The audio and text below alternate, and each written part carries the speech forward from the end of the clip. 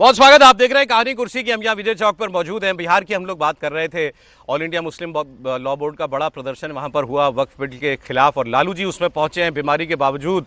तेजस्वी ने कहा देखिए आपके बीच में आए हैं अस्वस्थ अवस्था में भी, तो ये बता रहा है कि वहाँ पर लड़ाई इस वक्त कितनी शिद्दत से लड़ी जा रही है। इस साल वहाँ पर चुनाव भी होने हैं। लड़ाई कांग्रेस भी इस बार थोड़ा अलग तरीके से लड़ने के प्रयास में है। राहुल गांधी ने, मल्लिकार्जुन खड़गे साहब ने कल दिल्ली में अपने बिहार के नेताओं की एक बड़ी मीटिंग बुलाई थी। उसमें सब आए, प्रदेश अध्यक्ष, प्रदेश प्रभारी और वहाँ के सारे उनके विधायक वगैरह सब। और कल हम लोगों ने चर्चा की थी क्या कांग्रेस पार्टी वहाँ पर अपने दम पर खड़े होने के प्रयास में कहीं अकेले लड़ने तक की सोच तो नहीं रही है कि चुनाव इस बार महागठबंधन से अलग अपने दम पर लड़ा जाए, जैसे दिल्ली में लड़ा था, अलायंस नहीं किया आम आदमी पार्टी के साथ। तो वहाँ से खबर निकल की मीटिंग से आई कि ज़्यादातर लोगों ने अपनी राय व्यक्त की, लड़ना तो हमको महागठबंधन में ही चाहिए, मतलब लालू जी के तेजस्वी यादव के साथ मिलकर ही लड़ना चाहिए, लेकिन अपनी ज़मीन मजबूत करते रहें, यही संदेश उनको दिया गया है। और उसमें एक बड़ा पैरामीटर जो है वो मुस्लिम वोट का है। कन्हैया कुमार की यात्रा को भी उससे जोड़ करके देखा जा रहा है। लेकिन हैरानी एक स्टेटमेंट से हुई, जो वहाँ के प्रदेश प्रभारी हैं उन्होंने ये कहा कि हम सब मिल बैठकर तय करेंगे कि हमारा सीएम का चेहरा कौन होना चाहिए कि नहीं होना चाहिए, किसी को आगे करके चुनाव लड़ें या ना लड़ें। और बाकी एक और बयान आया, उन्होंने कहा कि भाई मुख्यमंत्री कौन बनेगा ये तो जब चुनाव में जीत हो जाएगी उसके बाद हम लोग मिल बैठकर तय करेंगे। बिहार प्रदेश में इस किस्म का बयान आना थोड़ी हैरानी की बात है, क्योंकि वहाँ गठबंधन के एक सर्वमान्य नेता के तौर पर लालू यादव, तेजस्वी यादव मौजूद हैं। तेजस्वी यादव उप मुख्यमंत्री की भूमिका में 2 बार वहाँ पर रह चुके हैं और उनकी पार्टी उनको खुले तौर पर मुख्यमंत्री के तौर पर प्रोजेक्ट करती है। कांग्रेस पार्टी ने कभी इस पर ऐतराज़ भी नहीं किया। तो अब अचानक ये बात कहना कि हम लोग ये सब बाद में तय करेंगे, ये तब हो रहा है जब लालू जी ने अभी बयान दे दिया कि तेजस्वी को मुख्यमंत्री बनने से कोई माई का लाल नहीं रोक सकता। तो ये बात फिर कांग्रेस पार्टी को क्यों नहीं मालूम है, या कांग्रेस पार्टी इसको अभी तक एंडोर्स क्यों नहीं कर रही है? क्या ये भी एक प्रेशर बिल्डिंग टैक्टिक्स है आरजेडी के ऊपर? अच्छा, कांग्रेस की निगाह केवल ज्यादा सीटें मिल जाए लड़ने के लिए उस पर है, या वो वाकई अपना वोट शेयर जो है उसको भी बढ़ाने पर गंभीरता से इस बार प्रयास करती हुई दिखाई दे रही है? जेडीयू कह रही है कि साहब अब देख लीजिए आप, ये आरजेडी और कांग्रेस दोनों अभी से एक दूसरे को आंखें दिखाने लगे हैं और ये गठबंधन चुनाव आते आते बिखर जाएगा। 3 बयान आपको सुनाता हूं। सरकार बनावलो, मनोज के जिम्मेवारी दलो इलाका का पूरा फेर,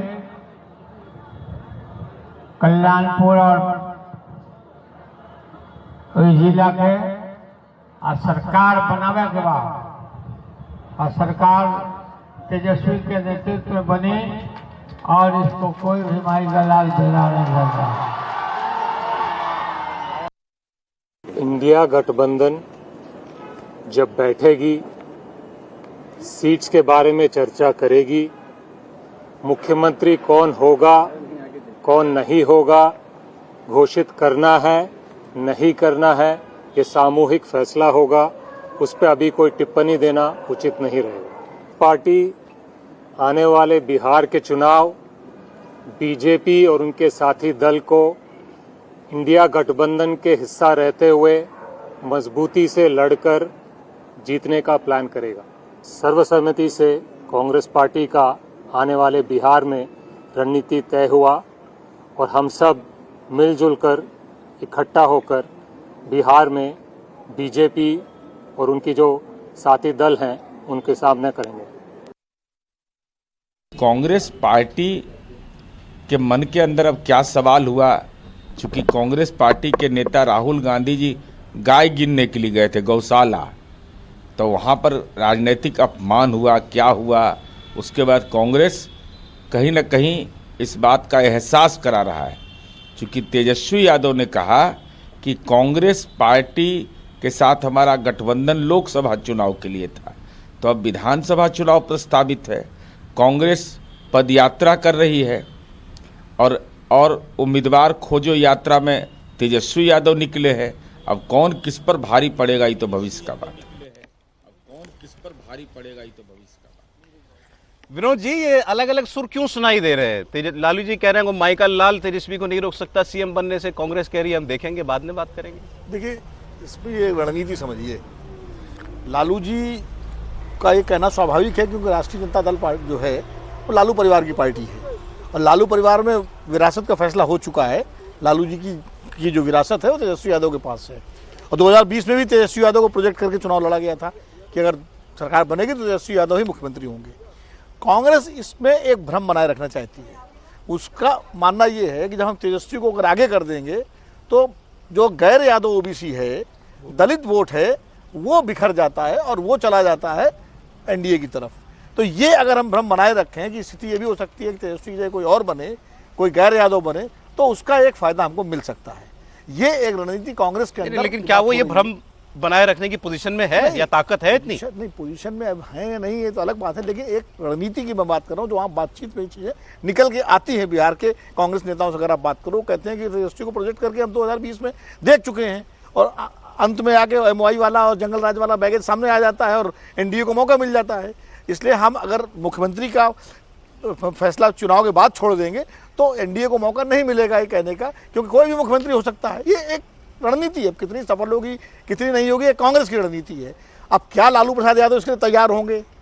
तो हो सकता है कि इसी बार्गेनिंग में कांग्रेस अपनी सीटों की बात करे। दूसरा एक बात सुनिए, महागठबंधन में सिर्फ कांग्रेस और आरजेडी नहीं है, वहां लेफ्ट भी है और लेफ्ट का हर कॉन्स्टिट्यूंसी में 5,000 से लेकर के 10,000 15,000 वोट है विधानसभा में।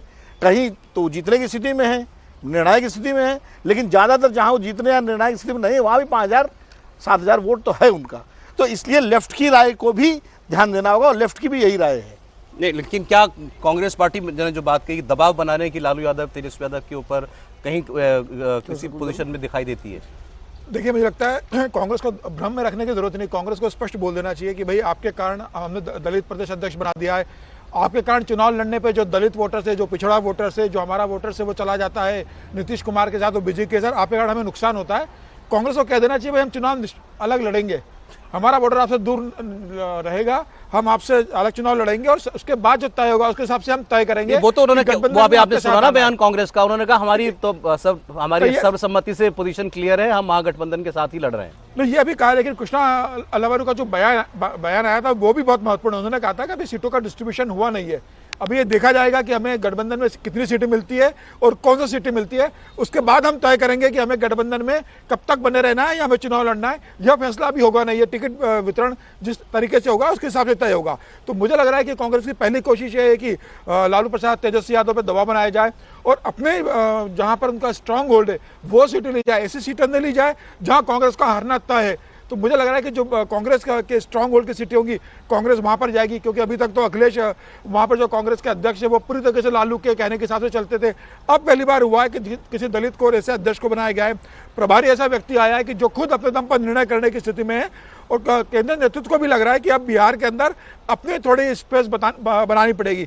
मुझे लग रहा है कांग्रेस ये कह हो सकता है, ये कहे कि भाई ऐसी स्थिति अगर आएगी तो आप ये घोषणा करो कि भले ही कांग्रेस के 12 विधायक आएंगे, उप मुख्यमंत्री का पद हम आपको देंगे, अगर आपका सरकार आती तो उप मुख्यमंत्री आपको बनाया जाएगा, जो पिछली बार नहीं हुआ था। तो मुझे लग रहा है कि कांग्रेस अपने लिए बड़ा स्पेस लेकर चल रही है बिहार के अंदर।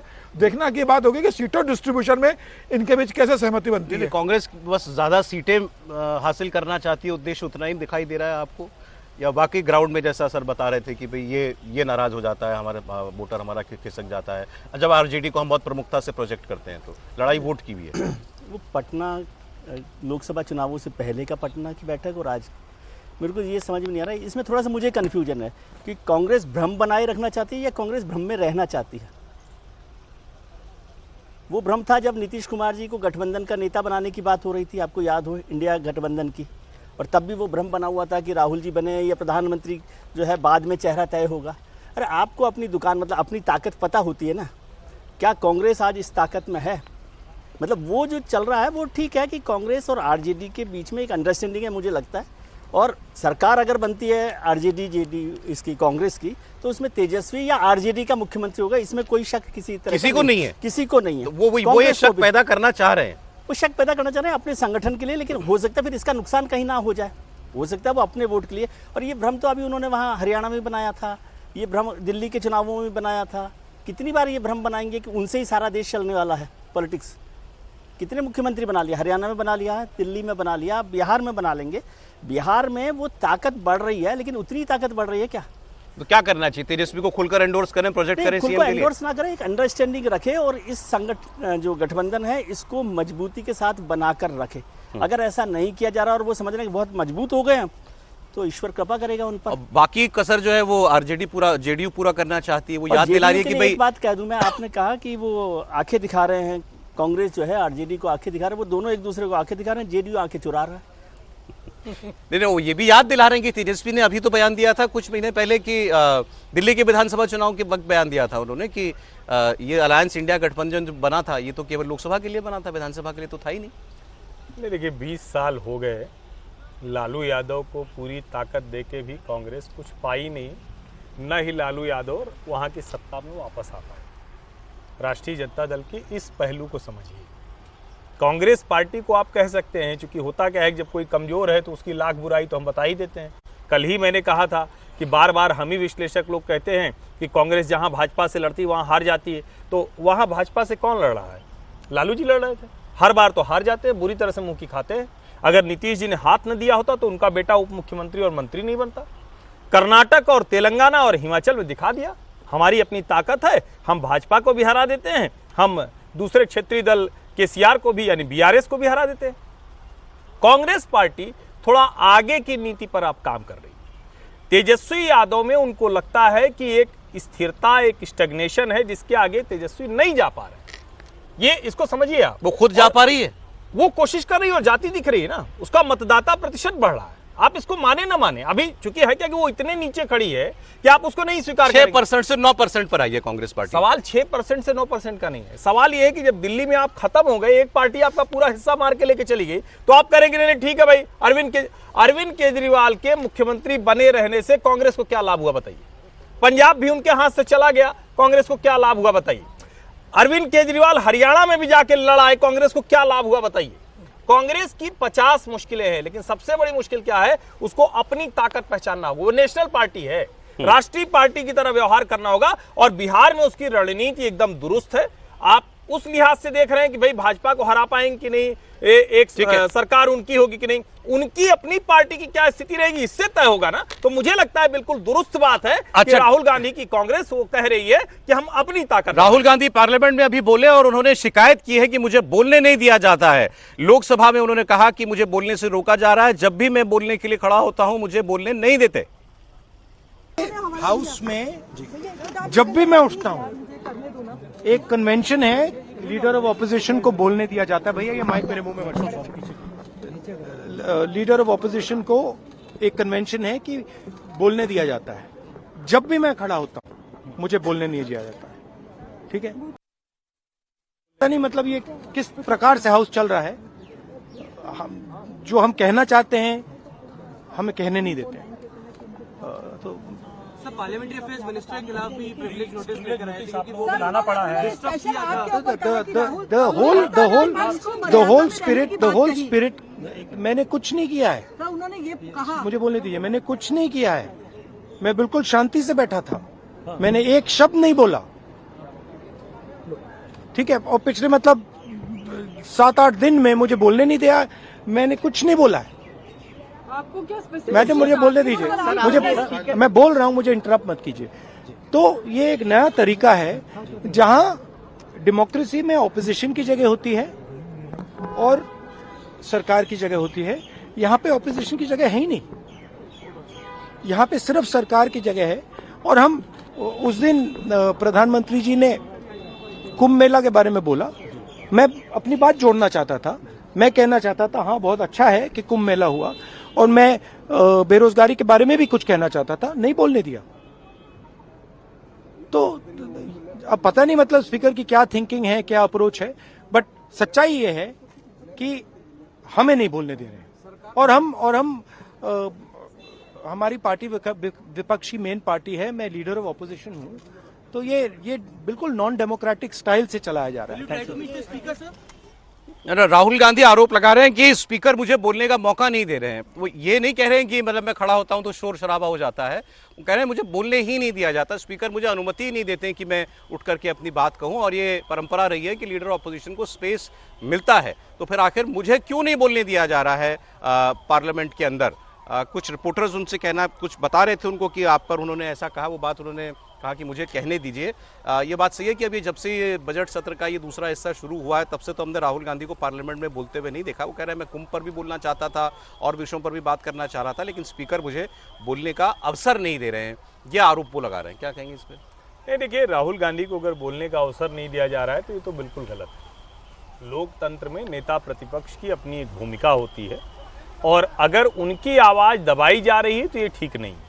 हालांकि पहले के संदर्भ, अब चूंकि ये जो संदर्भ वो बता रहे हैं उसको हमने भी अभी ठीक से नहीं देखा है कि किस विषय पर वो कह रहे हैं, कब वो बोलने के लिए कहे, क्योंकि मुश्किल ये है कि पहले के हमने संदर्भ देखे तो राहुल गांधी ने जो लंबे लंबे भाषण दिए तो उसमें विषय छोड़ के सब बोला था। ये भी एक बड़ी विचित्र स्थिति है, लेकिन उसके बावजूद बोलने का अवसर मिलना चाहिए, जिन विषयों पर वो बात करना चाहते हैं वो मिलना चाहिए। और एक जो सबसे जरूरी बात है, क्या विपक्षी पार्टी सदन का कोई कंस्ट्रक्टिव पॉजिटिव एजेंडा तय करके वो देश को बताएंगे कि आज हम इन विषयों पर बात करना चाह रहे थे और हमको नहीं बोलने दिया, क्योंकि अक्सर होता क्या है ना कि वो सरकार से टकराव के मोड में रहते हैं। नहीं, हम तो मुझे लगता है वहां भी जाना चाहिए। बाकी राहुल जी अगर हम तो तुलना देखिए राज्यसभा से कर सकते हैं। मल्लिकार्जुन खड़गे अक्सर अपनी बात रखते हुए दिखाई देते हैं राज्यसभा के अंदर, भगवान नोकझोंक होती है, लेकिन वो अलग वो गंभीर बात ये कह रहे हैं कि मुझे पिछले 7-8 दिनों से तो एक बार भी मौका नहीं दिया बोलने का। अब इस पर क्या स्पीकर की तरफ से कुछ कहा गया है आपको बताएंगे।